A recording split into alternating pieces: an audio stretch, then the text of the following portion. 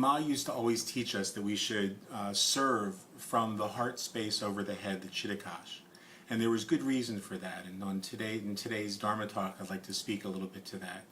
You know, when we imagine that wisdom and compassion are somehow these two separate qualities that we develop or we adopt, then we're caught up in delusion, and the delusion of the ego mind, because these two qualities are in fact the essence of the enlightened mind itself.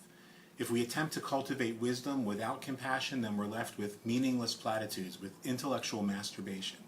The Tao tells us that without compassion, wisdom degenerates into an escapist entanglement in concepts, theories, and dogmas.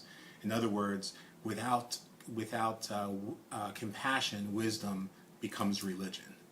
In the absence of wisdom, compassion is also likely to degenerate. It degenerates into attachments, into perversions, and causes suffering. Because without wisdom, compassion loses sight of the truth of the essential unity of all phenomena. Without wisdom, compassion is impossible, because compassion is always detached. It's always unconditional. It's always able to act against one's own personal interests or desire for the sake of another, to alleviate suffering of another sentient being. And again, the Tao reminds us that true compassion is independent of emotions. And that's what Ma used to teach us. She would say that when you're caring for the sick and dying, stay in the heart space over the head, my children, and serve with your hearts wide open. She would teach us that when we allowed ourselves to get caught up in emotions, when we would be caring for a dying person and find ourselves crying or caught up in emotion or fear, that was our own attachments, our own projections and fears arising, and it was the ego turning the act of caring for somebody else into a selfish thing. We were making it about us, and it wasn't about us, it was about the person we were serving. So our reading from the Tao today says, like fuel-starved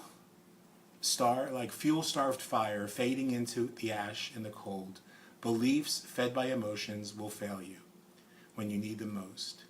The Taoist sage ignores emotions and disregards convictions driven by the ego.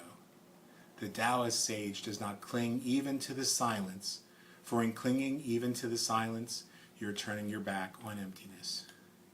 And so we see that the ego mind, which attempts to restrict us to our personal desires, to our self-interest, to our fears and our affections, causes us to experience this sense of self as though we were somehow separate from everybody else. And that's not true, from the rest of the entire multiverse. And in this sense, the ego mind becomes a prison of sorts, for which the only key is called the cultivation of compassion and wisdom. I wish you a wonderful week, a week filled with mindfulness and awareness that you are, in fact, pure love and pure awareness. Jai Ma. Namaste.